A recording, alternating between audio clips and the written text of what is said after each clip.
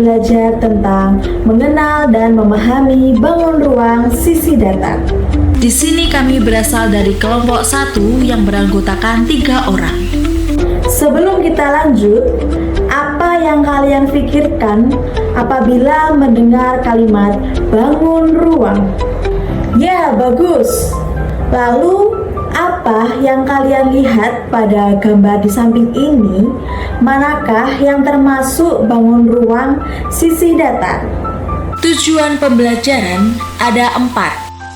Ada 3 materi yang akan kita bahas secara bersama-sama. Nah, anak-anak, langsung saja kita memasuki materi yang pertama, yaitu pengertian bangun ruang sisi datar. Siapa yang sudah tahu tentang pengertian bangun ruang sisi datar? Oh, kalian belum tahu? Ya sudah, di sini kakak akan menjelaskan tentang pengertian bangun ruang sisi datar. Jadi, bangun ruang sisi datar adalah sebutan bangun-bangun 3 dimensi yang luas permukaannya dibatasi oleh bidang datar atau disebut dengan poligon. Anak-anak, selain tentang pengertian bangun ruang sisi datar, tentunya memiliki ciri-ciri sebagai berikut. Yang pertama, memiliki panjang, lebar, dan tinggi, biasa disebut dengan volume. Yang kedua, sisi-sisinya dikelilingi oleh bidang datar atau disebut dengan poligon. Yang ketiga, memiliki rusuk atau juga disebut dengan garis pertemuan 2 sisi. Kemudian yang terakhir, yakni memiliki titik sudut atau juga disebut dengan titik pertemuan 3 rusuk atau lebih. Jenis-jenis bangun ruang sisi datar ada 4. Halo adik-adik semua, perkenalkan nama aku Dika Rumesaro. Pada bagian ini kita akan membahas mengenai elemen-elemen dasar yang membentuk bangun ruang sisi datar.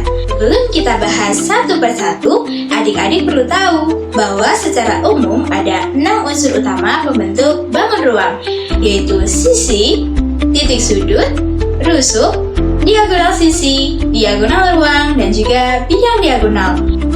Nah, setelah adik-adik mengetahui apa sih unsur-unsur bangun ruang secara umum, kita akan membahas mengenai unsur-unsur bangun ruang yang terdapat pada setiap bangun ruang sisi datar. Di sini ada 4 bangun ruang yang akan dibahas. Dan pada bagian pertama ini kita akan membahas mengenai bangun ruang pertama, yaitu kubus. Pada kubus memiliki 6 unsur yang lengkap. Di sini terdapat ilustrasi dan adik-adik bisa menyimaknya. Yaitu contohnya, untuk sisi ada bidang ABFE yang ditandai dengan warna merah. Pada rusuk dicontohkan ada rusuk AB. Lalu pada titik sudut contohnya adalah titik C. Lalu ada juga diagonal sisi, contohnya adalah diagonal EG. Untuk diagonal ruang contohnya adalah garis TE. Dan terakhir, bidang diagonal contohnya adalah bidang CDEF. Nah, untuk bangun kedua yaitu balok. Seperti kubus, balok juga dibentuk oleh 6 unsur. Contohnya adalah pada sisi diilustrasikan ada sisi ADHE. Untuk rusuk, kita lihat contohnya ada rusuk AB. Lalu, titik sudut contohnya adalah titik H. Untuk diagonal sisi contohnya adalah diagonal BG. Pada diagonal ruang dicontohkan dengan diagonal AG, dan untuk bidang diagonal contohnya adalah bidang AEGC. Bangun ketiga yaitu prisma segitiga. Nah, prisma ini agak berbeda dari kubus dan juga balok karena memiliki 4 unsur utama. Mari kita lihat contohnya. Pada sisi contohnya adalah bidang BCFE. Untuk rusuk, contohnya ada rusuk CF, lalu titik sudut di sini dicontohkan dengan titik D, dan untuk diagonal sisi, contohnya adalah garis BD. Nah, bangun terakhir yang dibahas adalah bangun ruang limas segitiga. Pada limas, unsurnya lebih sedikit lagi. Contohnya hanya ada 3 unsur pada limas segitiga. Pada sisi dicontohkan ada bidang CAD, lalu untuk rusuk contohnya adalah rusuk BD, dan untuk titik sudut contohnya adalah titik B.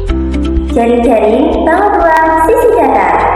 Jaring-jaring bangun ruang sisi datar adalah gabungan beberapa bangun datar yang jika dilipat pada rusuk-rusuknya akan membentuk suatu bangun ruang sisi datar tertentu. Jaring-jaring merupakan bentuk bentangan dari permukaan bangun ruang. Yang pertama adalah jaring-jaring kubus. Jaring-jaring kubus memiliki 6 persegi yang sama besar, dan kemungkinan ada 11 bentuk jaring-jaring kubus yang berbeda. Jaring-jaring kubus memiliki semua sisi yang berbentuk persegi. Di sini ada sebuah gambar dari jaring-jaring kubus tersebut, dan juga ada gambar dari bangun ruang sisi datar kubus. Nah, ini dia 2 ilustrasi dari jaring-jaring kubus. Ketika sisi-sisinya disatukan ataupun dilipat, nantinya akan membentuk suatu bangun ruang sisi datar kubus. Yang kedua adalah jaring-jaring balok. Jaring-jaring balok memiliki 6 persegi panjang.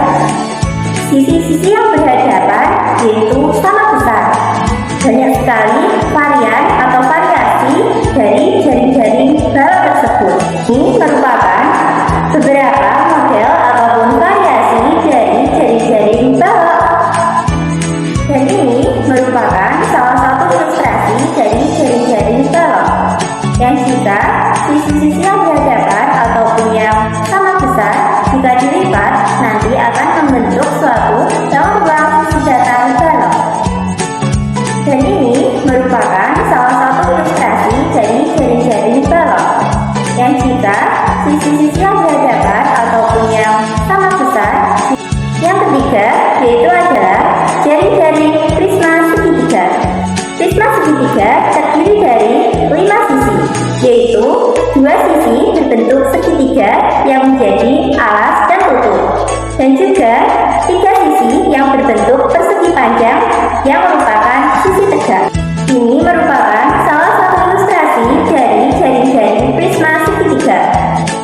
Ketika sisi yang berbentuk persegi panjang disatukan, nanti akan membentuk bangun ruang sisi datar prisma segitiga. Ini merupakan salah satu ilustrasi dari jaring-jaring prisma segitiga.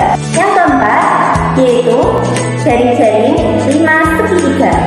5 segitiga terdiri dari 1 alas yang berbentuk segitiga dan 3 sisi tegak yang berbentuk segitiga juga. Semua sisi tegak akan bertemu di satu titik puncak jika dilipat. Jika jaring-jaring segitiga dilipat kembali akan membentuk satu bentuk 5 segitiga yang utuh. Jika boleh,